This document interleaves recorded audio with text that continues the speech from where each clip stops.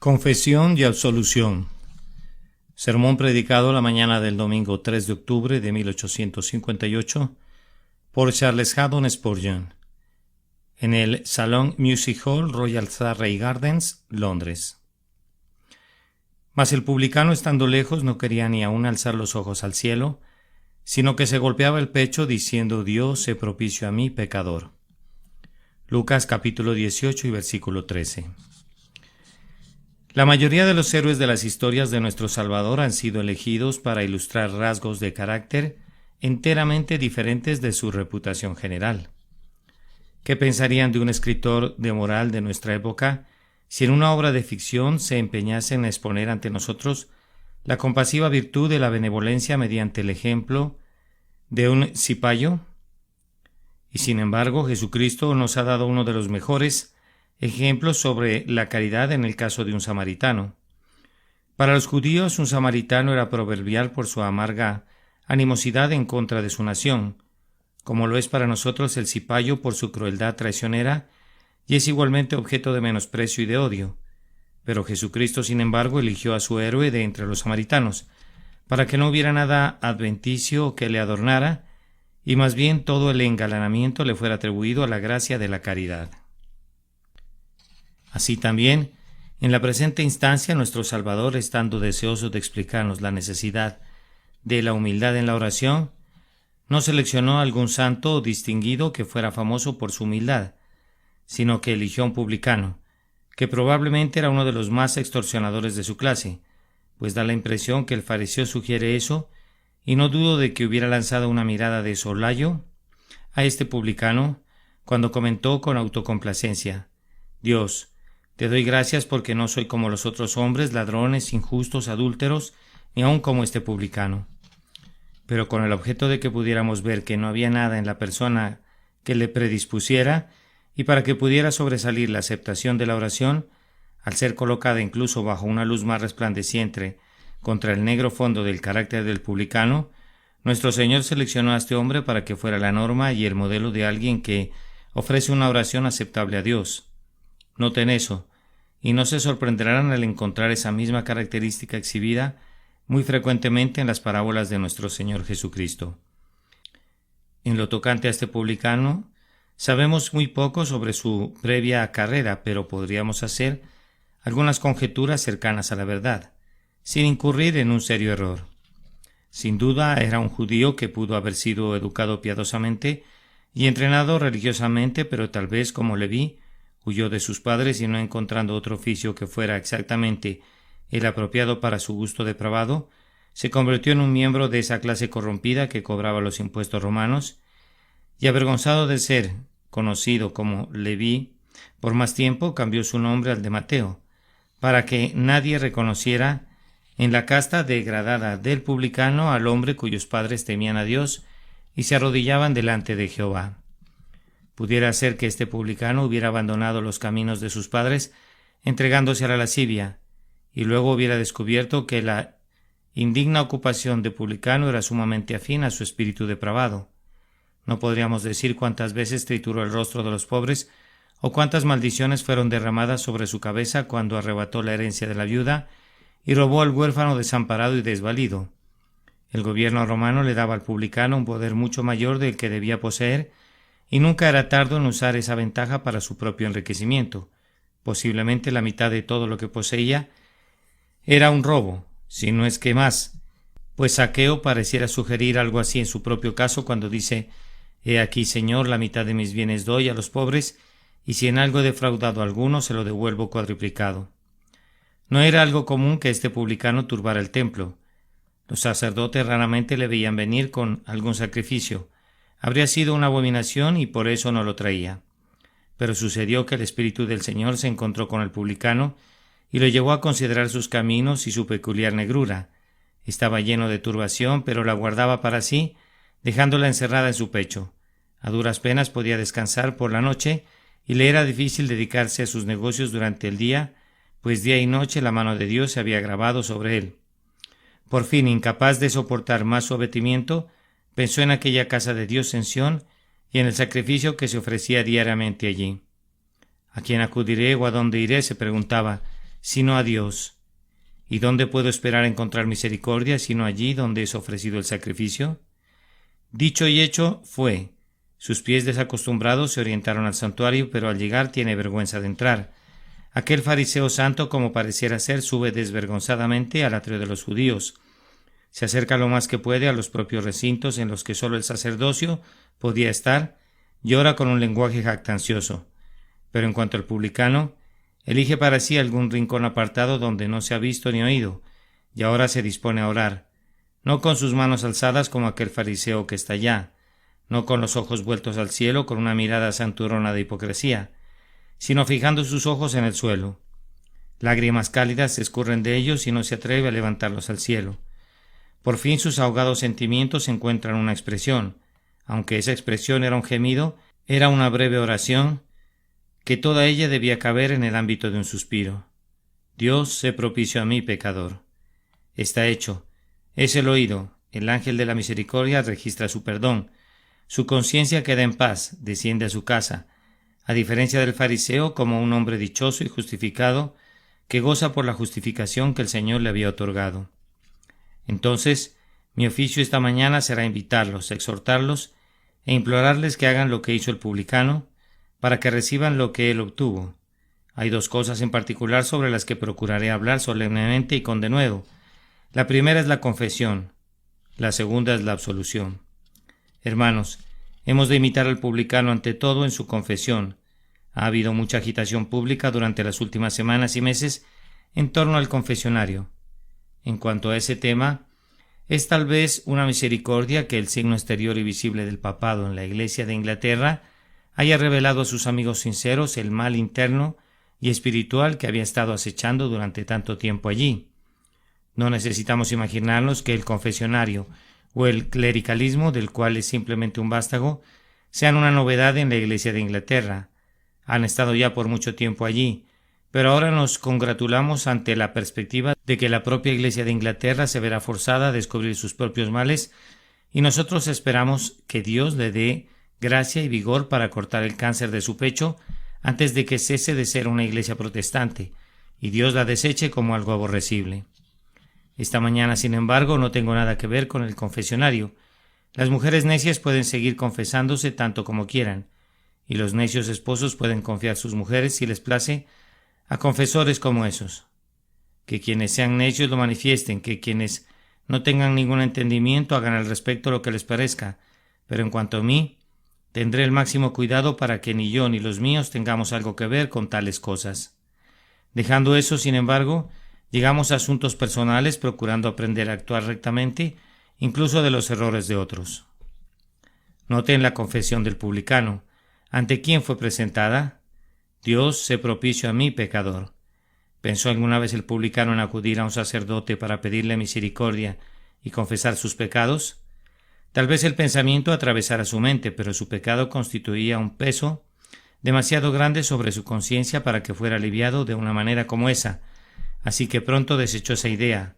No, dijo, siento que mi pecado es de tal carácter que nadie sino Dios puede quitarlo, y aunque fuera correcto que fuera e hiciera una confesión ante mi semejante, pienso que sería totalmente inútil en mi caso, pues mi enfermedad es de tal naturaleza que nadie, sino un médico todopoderoso, podría suprimirla. Así que dirige su confesión y su oración a un lugar, y solo a un lugar. Dios, sé propicio a mí, pecador. Y ustedes notarán que esta confesión a Dios fue secreta. Todo lo que pueden oír de su confesión es una única palabra, pecador. ¿Ustedes suponen que eso fue todo lo que confesó? No, amados. Yo creo que mucho antes de esto el publicano había hecho una confesión de todos sus pecados, privadamente de rodillas en su propio hogar delante de Dios. Pero ahora, en la casa de Dios, todo lo que tiene que decir para que lo oiga el hombre es «soy un pecador». Y yo te aconsejo que si alguna vez hicieras una confesión ante un hombre, que sea una confesión general, pero nunca debe ser una confesión específica. Tú debes confesar ante tus semejantes que has sido un pecador, pero decirle a cualquier hombre en qué sentido has sido un pecador. No sería sino pecar otra vez y ayudar a que tus semejantes transgredan. Cuán inmunda ha de ser el alma de ese sacerdote que presta su oído para que se convierta en una alcantarilla que ha de albergar la inmundicia de los corazones de otras personas. No puedo imaginar ni siquiera que el diablo sea más depravado que el hombre que gasta su tiempo sentado en un confesionario con su oído contra los labios de hombres y mujeres que, si confesaran verazmente, le harían un adepto de todos los vicios y le instruirían en iniquidades que, de otra manera, no habría conocido jamás. Oh, yo te exhorto que nunca contamines a tu prójimo. Guarda tu pecado para ti mismo y para tu Dios.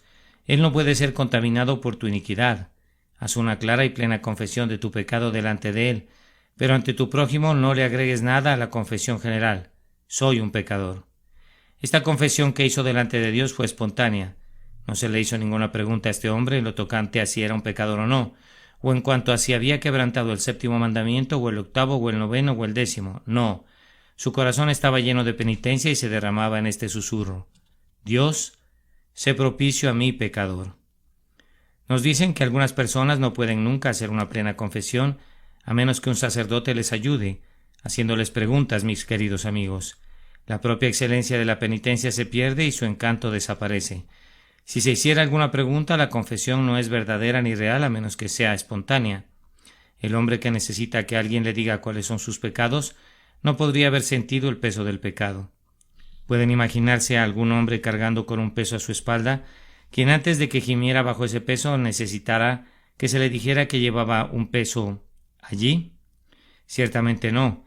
El hombre gime bajo el peso y no necesita que se le diga: allí está sobre tu espalda. Él sabe que allí está, y si mediante las preguntas de un sacerdote pudiera obtenerse una plena y exhaustiva confesión de algún hombre o de alguna mujer, sería totalmente inútil, totalmente vana delante de Dios, porque no sería espontánea. Debemos confesar nuestros pecados porque no podemos evitar confesarlos. Tienen que salir porque no podemos guardarlos adentro. Es como un fuego en los huesos que pareciera como si fuera a derretir nuestro propio ánimo, a menos que diéramos salida al gemido de nuestra confesión delante del trono de Dios. Miren al publicano. No pueden oír la plena confesión humilde que hace. Todo lo que pueden oír es su simple reconocimiento de que es un pecador, pero eso brota espontáneamente de sus labios.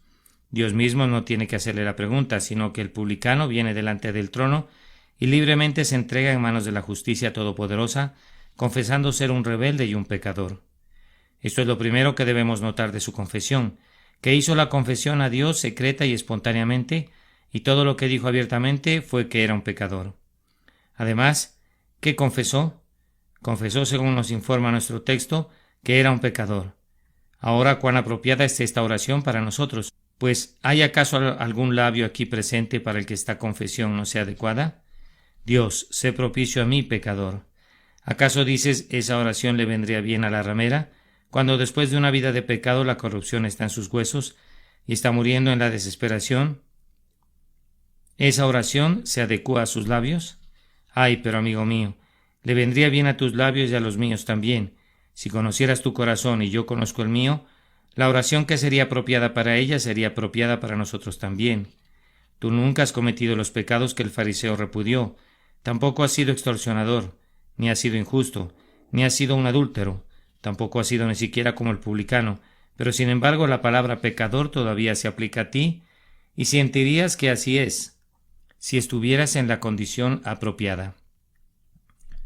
Recuerda cuánto has pecado tú en contra de la luz. Es verdad que la ramera ha pecado más abiertamente que tú, pero ¿tenía ella la luz que tú has recibido? ¿Crees que recibió una educación y un entrenamiento tan tempranos como los que tú has recibido? ¿Experimentó ella alguna vez los remordimientos de conciencia y las guardas de la providencia como los han vigilado tu carrera? ¿Es esto de confesar en cuanto a mí? ¿Experimentó ella alguna vez los remordimientos de conciencia y las guardas de la providencia como los que han vigilado tu carrera? ¿Esto he de confesar en cuanto a mí? Siento y debería sentir una peculiar atrocidad en mi propio pecado, pues peco contra la luz, contra la conciencia y, peor todavía, contra el amor recibido de Dios y contra la misericordia prometida por Dios. Pasa al frente tú, que eres el mayor de los santos, y responde a esta pregunta: ¿no es apropiada esta oración para ti? Oigo que respondes sin un momento de vacilación: sí, ahora se adecua a mí, y hasta que muera mis trémulos labios han de repetir la petición con frecuencia: Dios, sé propicio a mí, pecador. Varones y hermanos, les imploro que usen esta oración hoy, pues es apropiada para todos ustedes. Comerciante, ¿no tienes ningún pecado en tus negocios que debas confesar? Mujer, ¿no tienes pecados hogareños que debas reconocer? Hijo de muchas oraciones, ¿no tienes ninguna ofensa contra el padre o la madre que debas confesar? Hemos amado al Señor nuestro Dios con todo nuestro corazón, con toda nuestra alma, con toda nuestra fuerza, y ha amado cada uno de nosotros a nuestro prójimo como a sí mismo. Oh, cerremos nuestros labios en lo tocante a cualquier jactancia, y cuando los abramos estas son las primeras palabras que han de brotar de ellos. He pecado, oh Señor, he quebrantado tus mandamientos, Señor, sé propicio a mí, pecador. Pero observen esto, ¿no es algo extraño que el Espíritu Santo enseñe a un hombre a argumentar su condición de pecador delante del trono de Dios? Uno pensaría que cuando nos presentamos delante de Dios deberíamos hablar un poco de nuestras virtudes. ¿Quién supondría que cuando un hombre está pidiendo misericordia deba decir de sí mismo «soy un pecador»? Vamos, seguramente la razón le impulsaría a decir «Dios, sé propicio a mí, puesto que hay algo bueno en mí, Señor, yo no soy peor que mis vecinos. Señor, sé propicio a mí, intentaré ser mejor». No es contra la razón y no está maravillosamente por encima de la razón que el Espíritu Santo le enseña a un hombre a argumentar ante el trono de la gracia aquello que pareciera ir en contra de su súplica, el hecho de que él es un pecador. Y sin embargo, amados hermanos, si ustedes y yo queremos ser oídos, hemos de venir a Cristo como pecadores. No intentemos hacernos mejores de lo que somos. Cuando llegamos ante el trono de Dios, no pretendamos ni por un momento recoger alguna de las falsas joyas de nuestras pretendidas virtudes. Los harapos son los vestidos de los pecadores. La confesión es la única música que debe brotar de nuestros labios. Dios, sé propicio a mí, pecador. Es el único carácter en el que puedo orar a Dios. Ahora, ¿acaso no hay muchos aquí presentes que sienten que son pecadores y están gimiendo, suspirando y lamentando porque el peso del pecado está en su conciencia? Hermano, me alegra que te sientas pecador, pues tú tienes la llave del reino en tus manos. Tu sentido de tu condición pecadora es tu único título para la misericordia. Ven, te lo suplico, tal como estás. Tu desnudez es tu único reclamo al derecho de tener acceso al guardarropa del cielo. Tu hambre es tu único reclamo al derecho de entrar en los graneros del cielo. Tu pobreza es tu único reclamo al derecho para las eternas riquezas del cielo. Ven, tal como estás, sin nada propio excepto tu pecaminosidad, y argumenta esto delante del trono. Dios, sé propicio a mí, pecador. Esto es lo que aquel hombre confesó, que era un pecador, y lo argumentó haciendo que el peso de su confesión fuera el contenido de su súplica delante de Dios. Además, ¿cómo se presenta? ¿Cuál es la postura que asume? Lo primero que quisiera que notaran es su ubicación. Estando lejos, ¿para qué hizo eso? ¿Acaso no fue porque se sentía como un hombre separado? Hemos hecho con frecuencia confesiones generales en el templo, pero nunca una confesión fue aceptada a menos que fuera particular, personal y de corazón. Allí estaba la gente congregada para el acostumbrado servicio de adoración. Se unen en un salmo de alabanza, pero el pobre publicano se quedó lejos de ellos.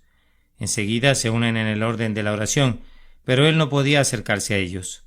No, él había llegado allí solo y debía permanecer solo.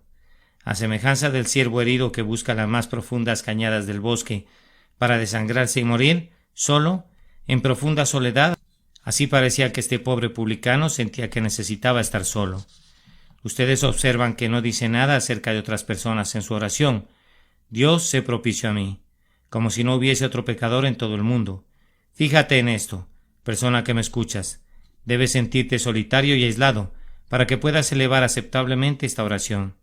¿Te ha seleccionado alguna vez el Señor en una congregación? ¿Te ha parecido en esta vasta sala como si una gran pared negra te circundara y te estuviera encerrando allí con el predicador y con tu Dios?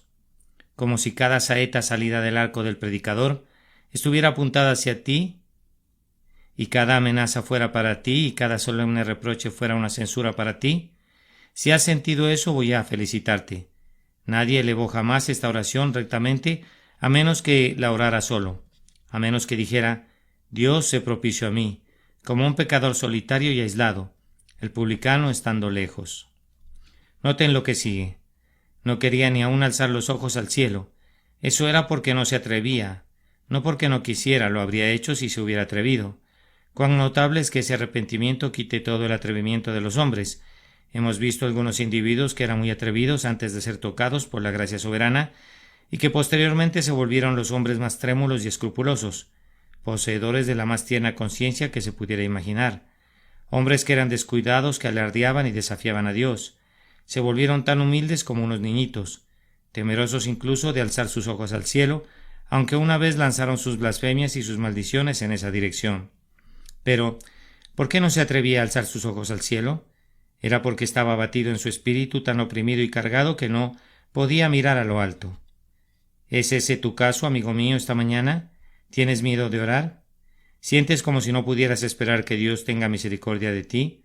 ¿Como si el menor destello de esperanza fuera la mayor luz que podrías soportar? ¿Como si tus ojos estuvieran tan acostumbrados a las tinieblas de la duda y de la desesperación, que incluso un rayo robado pareciera ser demasiado para tu débil y pobre visión? Ah, bien, no temas, pues será una bienaventuranza para ti. Tú estás solamente siguiendo al publicano en su triste experiencia ahora, y el Señor, que te ayuda a seguirle en la confesión, te ayudará a regocijarte con él en la absolución. Noten qué otra cosa hizo. Se golpeaba el pecho. Era un buen teólogo, era un real doctor en teología. ¿Por qué se golpeaba el pecho? Porque sabía dónde se albergaba la maldad, en su pecho. No se golpeaba la frente como lo hacen algunos hombres cuando están perplejos, como si el error estuviera en su entendimiento. Muchas personas culpan a su entendimiento y en cambio no culpan a su corazón y dicen: bien, he cometido un error, ciertamente he estado actuando mal, pero en el fondo soy un hombre de buen corazón. Este hombre sabía dónde se albergaba la maldad y golpeó el lugar debido. Aquí en mi corazón se alberga la maldad. Se golpeaba el pecho como si estuviera enojado consigo mismo. Pareciera decir: oh, que pudiera golpearte más duro a ti, mi ingrato corazón, porque has amado más el pecado que a Dios. No hizo penitencia y sin embargo era un tipo de penitencia ejercida sobre sí mismo cuando se golpeaba el pecho una y otra vez y clamaba: ¡ay, ay, ay de mí, que haya pecado jamás contra mi Dios! Dios, sé propicio a un pecador. Ahora, ¿puedes venir a Dios de esta manera, querido amigo? Oh, acerquémonos todos a Dios de esta manera.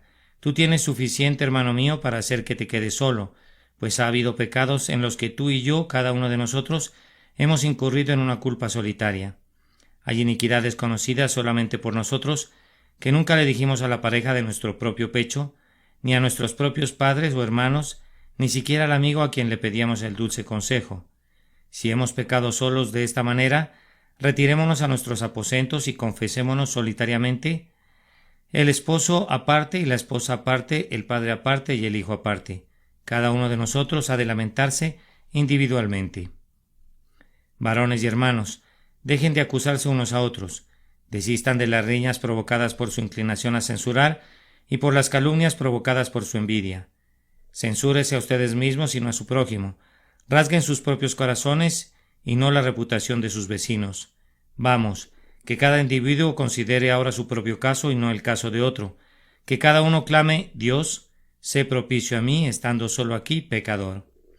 ¿Y no tienes una buena razón para bajar tu mirada? ¿No pareciera a veces que es demasiado para nosotros mirar jamás al cielo otra vez?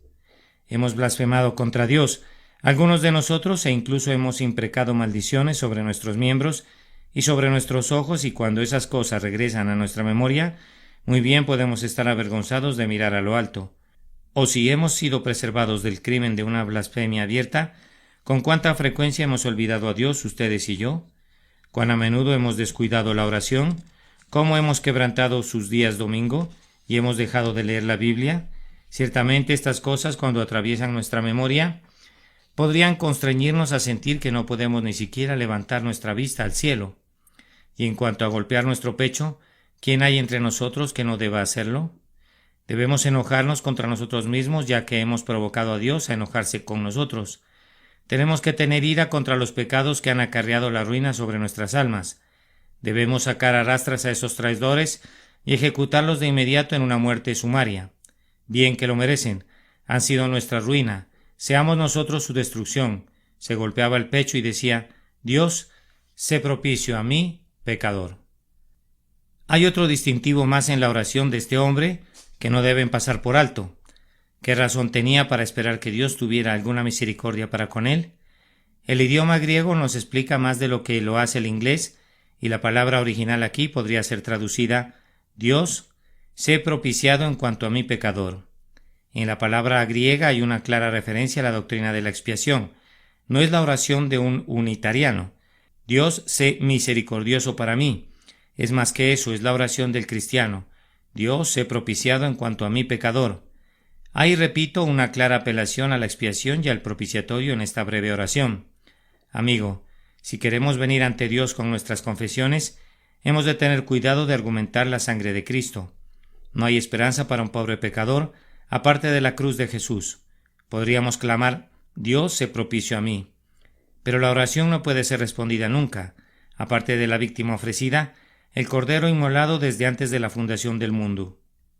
Cuando tú tienes el ojo puesto en el propiciatorio, asegúrate de poner también tu ojo en la cruz.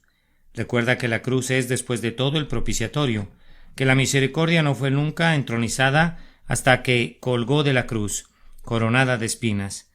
Si tú quieres encontrar perdón, has de ir al tenebroso Getsemaní, ya has de mirar a tu Redentor sudando, en profunda angustia, gotas de sangre. Si tú quieres tener paz de conciencia, acude a Gábata, el enlosado, y has de ver la espalda del Salvador inundada por una corriente de sangre. Si tú quieres tener el último y el mejor descanso para tu conciencia, ve al Gólgota.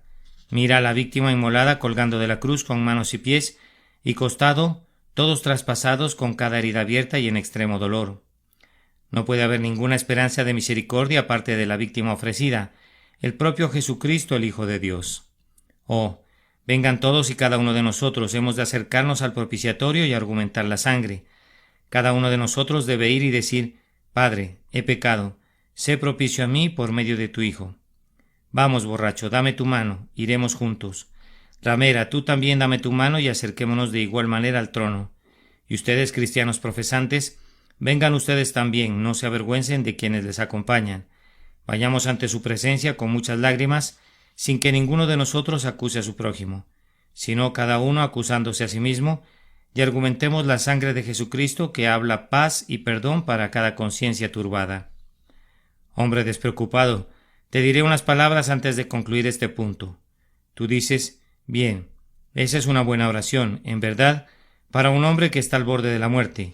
Cuando un pobre individuo sufre de cólera y ve a la negra muerte mirándolo en el rostro, o cuando está aterrorizado y estupefacto en el tiempo de la tormenta, o cuando se descubre en medio de una terrible confusión y alarma debido a una peligrosa catástrofe o un inesperado accidente mientras se está acercándose a las puertas de la muerte, lo correcto es que diga: Dios, sé propicio a mí.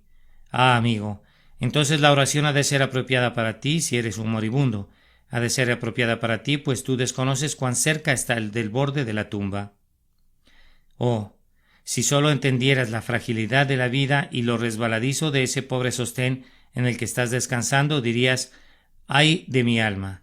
Si la oración es apropiada para mí al morir, ha de ser apropiada para mí ahora, pues me estoy muriendo, incluso en este día, y no sé cuándo he de exhalar mi último suspiro. Oh, dice alguien, yo pienso que es apropiada para un hombre que ha sido un pecador muy grande. Correcto, amigo mío, y por tanto, si te conocieras a ti mismo, sería apropiada para ti. Estás en lo correcto al decir que no se adecua a nadie excepto a los grandes pecadores, y si tú no sientes ser un gran pecador, yo sé que nunca musitarás esa oración, pero hay algunas personas aquí hoy que sienten que son lo que tú deberías sentir y saber que eres. Esas personas, constreñidas por la gracia, usarán la oración esta mañana con un énfasis, derramando una lágrima sobre cada letra y exhalando un suspiro sobre cada sílaba, conforme claman: Dios, sé propicio a mí, pecador. Pero observa, amigo mío, tú podrías sonreír despreciativamente ante el hombre que hace esta confesión, pero él saldrá justificado de esta casa, mientras que tú te alejarás estando todavía en tus pecados, sin ninguna esperanza, sin un rayo de dicha que alegre tu espíritu contumaz. Habiendo descrito brevemente esta confesión, voy a notar con mayor brevedad todavía la absolución que Dios dio. Yo creo en verdad que la absolución proveniente de los labios de un hombre es poco menos que una blasfemia. Hay en el libro de oración de la Iglesia de Inglaterra una absolución que es esencialmente una copia de la absolución de la Iglesia de Roma, que yo pensaría que es casi un extracto literal del misal romano. No dudo cuando digo que nunca se imprimió nada más blasfemo en la calle Holywell que la absolución que debe pronunciar un clérigo junto al lecho de un moribundo. Es positivamente espantoso pensar que alguien que se llame a sí mismo cristiano descanse tranquilamente en una iglesia hasta que hubieran hecho lo más que pudieran para revisar y reformar completamente ese libro, sumamente excelente, y despojarlo de todo vestigio de catolicismo romano. Pero la absolución existe, amigos míos, y el publicano la recibió. Este descendió a su casa justificado antes que el otro. El otro no tuvo ninguna paz revelada a su corazón. Este pobre hombre la tuvo toda, y descendió a su casa justificado. No dice que regresó a su casa habiendo tranquilizado su mente. Eso es verdad, pero es más, descendió a su casa justificado. ¿Qué quiere decir eso? Resulta que la palabra griega usada aquí es la misma palabra que el apóstol Pablo emplea siempre para exponer la grandiosa doctrina de la justicia de Jesucristo, la propia justicia que es de Dios por la fe. El hecho es que en el momento en que el hombre elevó esa oración, todo pecado que cometió jamás fue borrado del libro de Dios, así que no permaneció en el registro en contra suya, y es más, en el instante en que la oración fue oída en el cielo, el hombre fue considerado como un hombre justo. Todo lo que Cristo hizo por él fue colocado sobre sus hombros para que fuera el manto de su belleza, y en ese instante toda la culpa que hubo cometido jamás fue lavada enteramente y desapareció para siempre. Cuando un pecador queda en Cristo, sus pecados positivamente dejan de existir, y lo que es más maravilloso, todavía todos ellos cesan de ser, como afirma Ken en esas líneas muy conocidas. Aquí hay perdón para transgresiones pasadas, sin importar cuán negro sea su aspecto. Y oh alma mía, mira esto con asombro, para pecados venideros hay también perdón. Todos son arrastrados sin dejar rastro en un solitario instante. Los crímenes de muchos años, extorsiones, adulterios o incluso asesinatos, todos son limpiados en un instante, pues ustedes observarán que la absolución fue otorgada instantáneamente. Dios no le dijo al hombre: ahora debes ir y realizar algunas buenas obras, y luego te daré la absolución. Él no dijo, como dice el Papa: ahora debes achicharrarte por un tiempo en las llamas del purgatorio y luego te dejaré salir. No. Él le justificó allí mismo, y en ese instante el perdón le fue otorgado tan pronto como el pecado fue confesado. Anda, hijo mío, en paz. No tengo ningún cargo contra ti. Tú eres un pecador en tu propia estimación, pero no en la mía. He borrado todos tus pecados y los he arrojado en lo profundo del mar, y no serán mencionados nunca más en tu contra. ¿Pueden imaginar cuán feliz era el publicano cuando todo fue cambiado en un instante? Si pudieran revertir la figura usada por Milton, le parecería a él mismo que era un sapo despreciable, pero el toque de la misericordia del Padre le hizo trepar a una brillantez y a un deleite angélicos, y salió de aquella casa con su mirada hacia lo alto, sin estar temeroso ya más. En vez del gemido que había en su corazón, tenía un cántico en sus labios. Ya no caminó nunca más solo. Buscó a los piadosos y les dijo: vengan y oigan ustedes que temen a Dios, y les diré lo que ha hecho por mi alma. No se golpeaba el pecho, sino que regresó a casa y tomó su arpa y rasgó las cuerdas y alabó a su Dios. No habrías sabido que se trataba del mismo hombre si le hubieras visto salir, y todo eso fue realizado en un minuto. Pero, dirá alguien, ¿crees que él sabía con seguridad que todos sus pecados fueron perdonados? ¿Puede un hombre saber eso? Puede, ciertamente, y hay algunos aquí presentes que podrían dar testimonio que esto es cierto. Ellos también lo han sabido. El perdón que es sellado en el cielo es resellado en nuestra propia conciencia. La misericordia que es registrada arriba es llevada a derramar su luz en las tinieblas de nuestros corazones. Sí, un hombre puede saber en la tierra que sus pecados son perdonados, y puede estar seguro de que es un hombre perdonado, así como está seguro de su propia existencia. Y ahora oiga una exclamación de alguien que pregunta: ¿y puedo ser perdonado yo esta mañana? ¿Y podría saber que he sido perdonado? ¿Podría ser perdonado de tal manera que todo se ha olvidado? ¿Yo, que he sido un borracho, un blasfemo y no sé cuántas cosas más? ¿Pueden ser lavadas todas mis transgresiones? ¿Puedo estar seguro del cielo y todo eso en un instante? Sí, amigo mío. Si tú crees en el Señor Jesucristo, si te quedas donde estás ahora y musitas esta oración: Señor, ten misericordia. Dios, sé propicio a mi pecador por medio de la sangre de Cristo. Yo te digo, amigo, que Dios no ha rechazado nunca esa oración, si brotó de unos labios honestos. Él nunca cerró las puertas de la misericordia a esa oración. Es una letanía solemne que será usada en tanto que el tiempo dure y atravesará los oídos de Dios en tanto que exista un pecador que la use. Vamos, no tengas miedo, te lo imploro. Usa esa oración antes que abandones este salón. Quédate donde estás, procura imaginarte que estás completamente solo, y si sientes que eres culpable, haz que ascienda esa oración. Oh, cuán maravilloso sería si de los miles de corazones que están aquí presentes, igual número de oraciones ascendieran hasta Dios. Seguramente ni los propios ángeles tuvieron un día así en el paraíso, como el que tendrían hoy si cada uno de nosotros pudiera hacer esa confesión sinceramente. Algunas personas la están haciendo, sé que la están haciendo, Dios les está ayudando, ¿y tú, pecador, acaso te quedas lejos? ¿Tú que tienes suma necesidad de venir, acaso rehusas unirte a nosotros? Ven, hermano, ven. Dices que tú eres demasiado vil. No, hermano. Tú no puedes ser demasiado vil para decir Dios se propició a mí. Tal vez no seas más vil de lo que somos nosotros. De cualquier manera podemos decirte esto. Nosotros sentimos que somos más viles que tú y queremos que musites la misma oración que nosotros hemos musitado.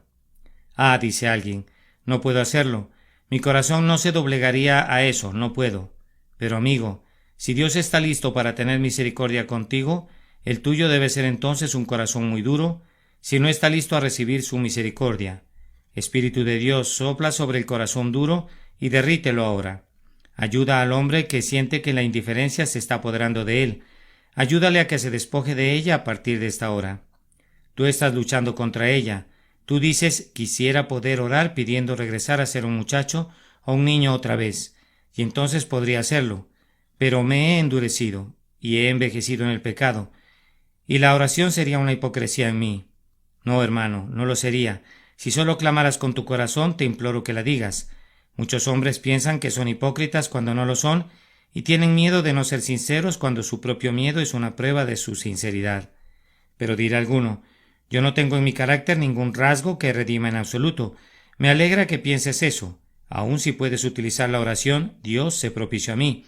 Pero será una oración inútil, dice alguien. Hermano mío, yo te aseguro, no en mi propio nombre, sino en el nombre de Dios mi Padre y tu Padre, que no será una oración inútil.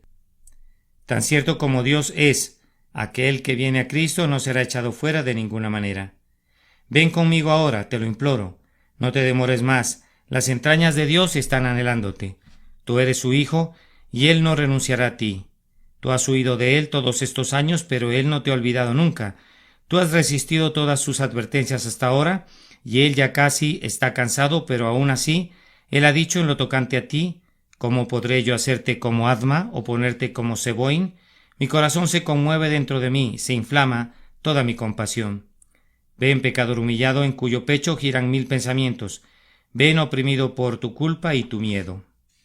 Y haz esta última resolución. Vendré a Jesús, aunque mi pecado sea elevado como una montaña. Conozco sus atrios, entraré allí, no importa quién se oponga. Postrado me quedaré ante su rostro, y allí mis pecados confesaré. Le diré que soy un infeliz arruinado, sin su gracia soberana.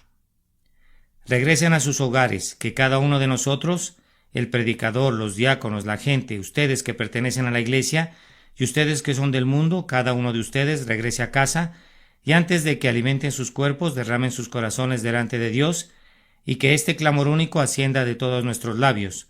Dios, sé propicio a mí, pecador. Tengo que hacer una pausa, téngame en paciencia. Tengo que retenerlos unos instantes. Usemos esta oración como propia ahora.